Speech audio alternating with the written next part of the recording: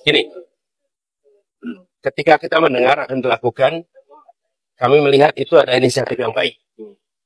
Dan ketika Pak Ganjar menyampaikan keinginan untuk melakukan angket itu, fraksi PDI Perjuangan adalah fraksi yang terbesar. Kami yakin bahwa koalisi perubahan, Partai Nasdem, Partai PKB, Partai PKS akan siap untuk bersama-sama.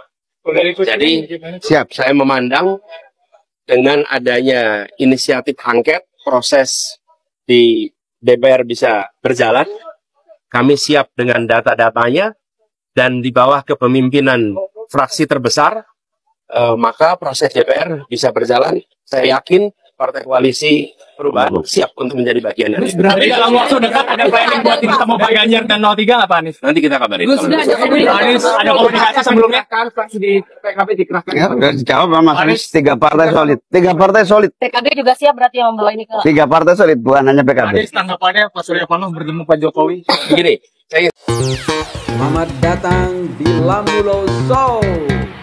Fafifa Happy Ending. Assalamualaikum warahmatullahi wabarakatuh.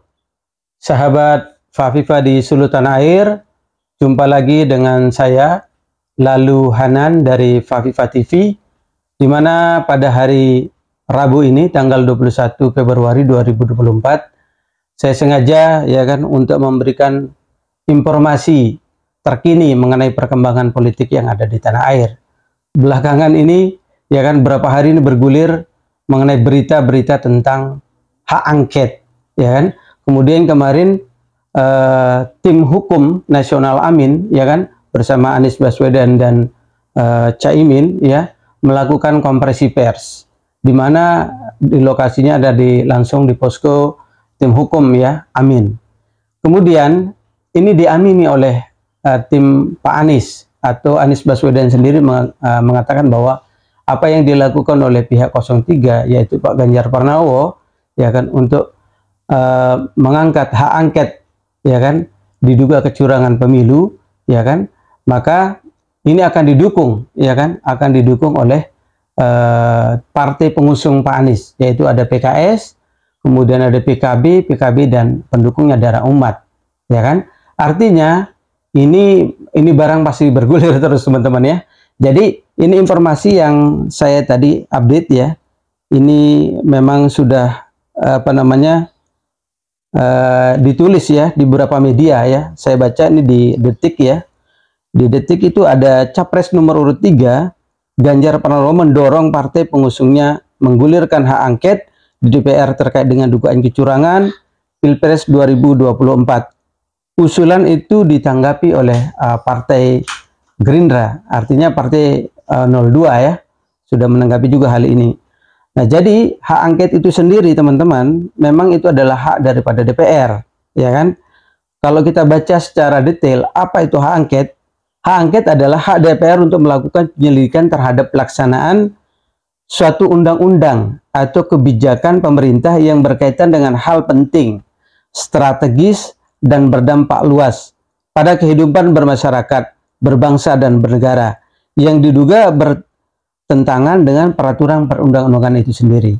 Nah, jadi ini hak DPR untuk melakukan penyelidikan dan lain-lain. Kemarin secara jelas Pak Anies mengatakan bahwa ini akan mendukung, karena memang fraksi terbesar di DPR itu adalah dari PDIP 3 partai akan mendukung hal ini.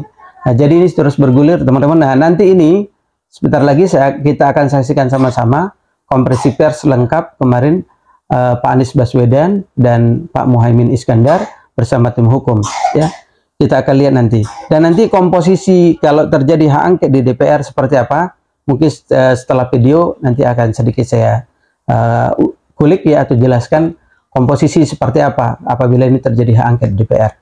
Oke, kita tonton dulu videonya teman-teman Terima kasih. Presiden kami dan wakil presiden kami. Karena kami menemukan banyak sekali fakta-fakta kecurangan yang telah kami verifikasi. Dan laporan ini sudah kami follow up-in, laporan-laporan ini sudah masuk ke Bawaslu dan siap akan berlanjut sampai titik darah penghabisan. Ya, kami akan melaporkan ini sesuai dengan prosedur hukum yang ada. Selanjutnya kami persilakan kepada Pak Anies dan Pak Muhaimin untuk menyampaikan. Oke.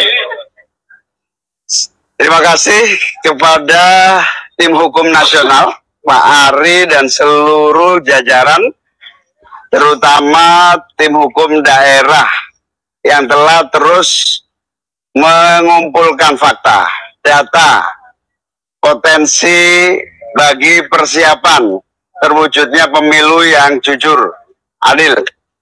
Dan insya Allah kami akan siap dengan seluruh proses yang berikutnya, di mana THN akan menyiapkan berbagai langkah-langkah hukum untuk memberikan kepastian bahwa pasangan Amin adalah pasangan yang memiliki kesiapan untuk masuk di putaran kedua. Amin. Saudara sekalian, kami ingin garis bawahi. Suaranya kurang keras ya. Kurang keras ini. Coba.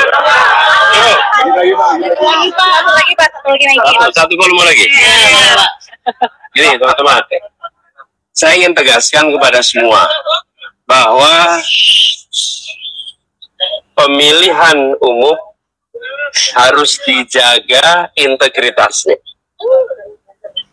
Pilarnya demokrasi adalah kepercayaan. Ya.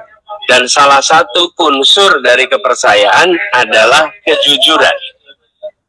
Agar proses demokrasi ini berjalan dengan baik dan menghasilkan pemerintahan yang maka pilpres, pemilu harus dijalankan dengan kejujuran. Kami tidak mau gegabah. Tidak ada di hari pertama, hari kedua, deklarasi, kecurangan ini, kecurangan. Tidak, kami tidak mau gegabah. Karena kami ingin menghormati rakyat Indonesia, dengan rakyat Indonesia mendapatkan informasi yang akurat, yang matang, yang sudah terverifikasi. Itulah sebabnya kenapa tim hukum bekerja lengkap.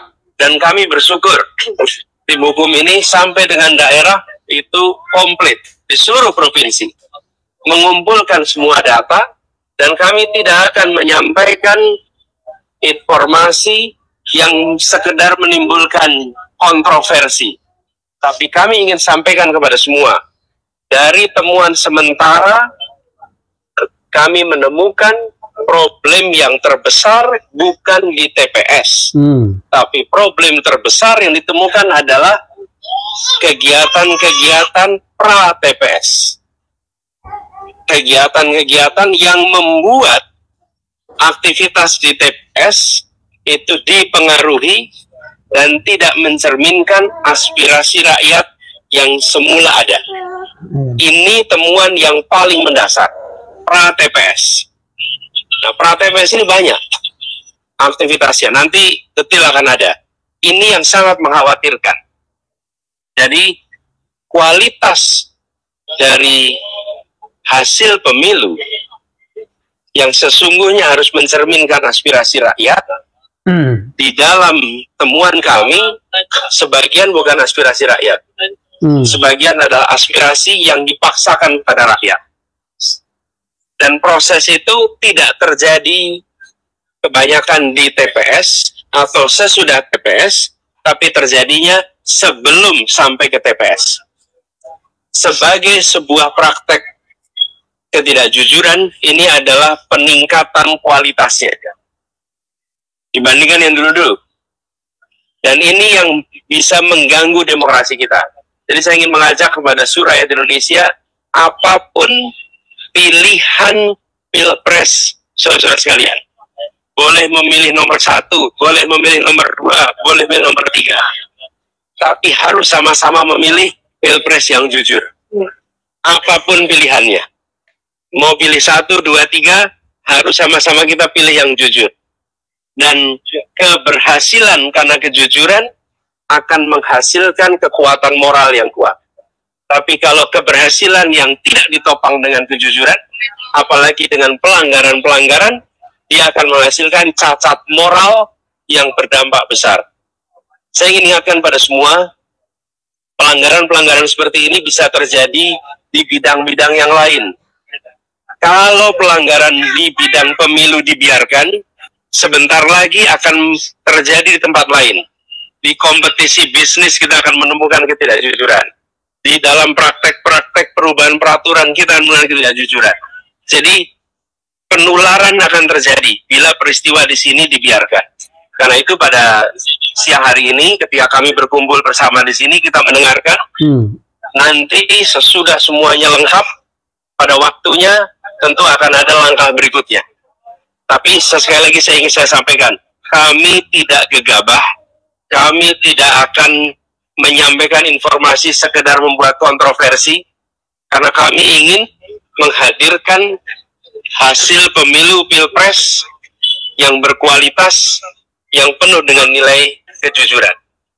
Itu yang bisa saya sampaikan. Kepercayaan langkah konkretnya, apakah sudah ada komunikasi juga dengan M03? Jadi saya sampaikan tadi, kami tidak ingin separuh-separuh, biar tuntas semua.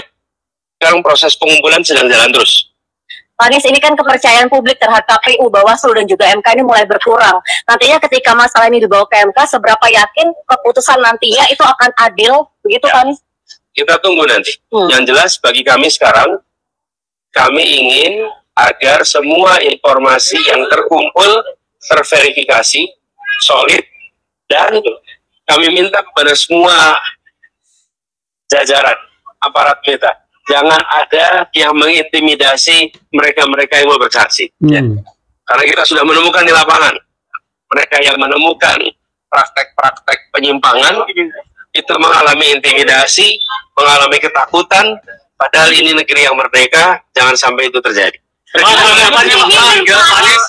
ini kan salah satunya, mungkin kalau misalkan pra-TPS, apakah terkait pelanggaran yang dilakukan tapi tidak ditindaklanjuti oleh Bawaslu, dan mungkin kalau misalkan dari Parpol sendiri, Gus dari PKB akan mendorong untuk melakukan hak angket di DPR untuk panggilan ke KPU Bawaslu, itu seperti apa sih, Gus? Karena Pak Ganjar juga mau dorong untuk hak angket kecurangan dibawa ke hak angket DPR. Gimana?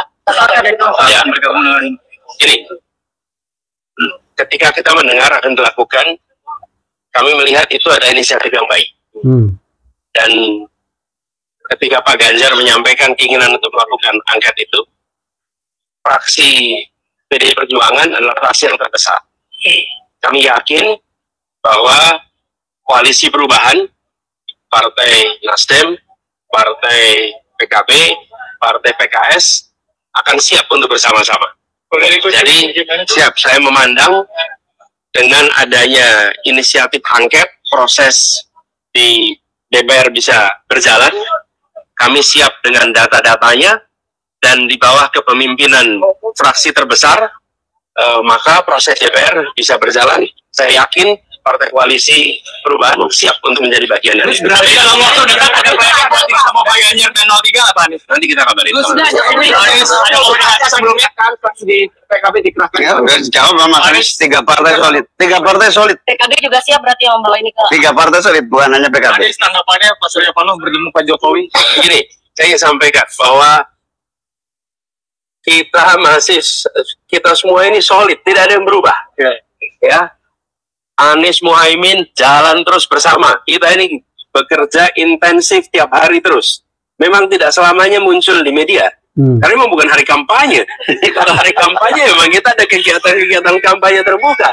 Tapi pertemuan-pertemuan jalan terus. Lalu partai koalisi solid sesolid-solidnya. Jadi jangan khawatir. Kita jalan terus bersama. Jadi pertemuan itu belum dikomunikasikan kepada koalisi nih. Kalau pertemuan-pertemuan itu terjadi biasa aja. Menurut saya gini, kalau pertemuan itu kedengaran media 2-3 hari sesudahnya, nah itu baru serius. Pak Anies, tapi kalau belum kejadian sudah rame, nah itu berarti tontonan aja ini. Baik teman-teman, ya kita sama-sama dengarkan tadi apa pernyataan Pak Anies ya dan Gus Imin, bahwa memang hak angket yang didorong oleh pihak 03 ini akan didukung oleh partai pengusung Pak Anies, yaitu PKS, PKB, kemudian Nasdem ya, dan Partai Umat itu sendiri. Kemudian kita lihat tadi memang kemarin sebelum konferensi pers, Pak Anies sempat mendengarkan pernyataan atau laporan-laporan dari seluruh wilayah ya yang hadir, termasuk koordinator-koordinator yang ada di tim hukum nasional kemarin. Kemudian tadi beliau juga menyampaikan bahwa ada intimidasi dan lain-lain. Jangan biarkan ini, karena negeri ini sudah merdeka, ya kan? Negeri ini sudah berdaulat, tidak boleh lagi katanya. Ya, tidak boleh lagi ada orang yang menakut-nakutkan masyarakat atau rakyat. Nah, itu pesan beliau ya. Oke ya, jadi kalau masalah hak angket, coba kita lihat ya. Hak angket apabila bergulir di DPR, maka komposisi partai seperti ini teman-teman ya. Ini saya ambil tadi, ya kan? Nah, saya kasih lihat dulu ya. Nah, ini ada 12 partai yang di parlemen ya. Jadi ini komposisinya akan seperti ini teman-teman. Jadi saya akan bacakan aja ya.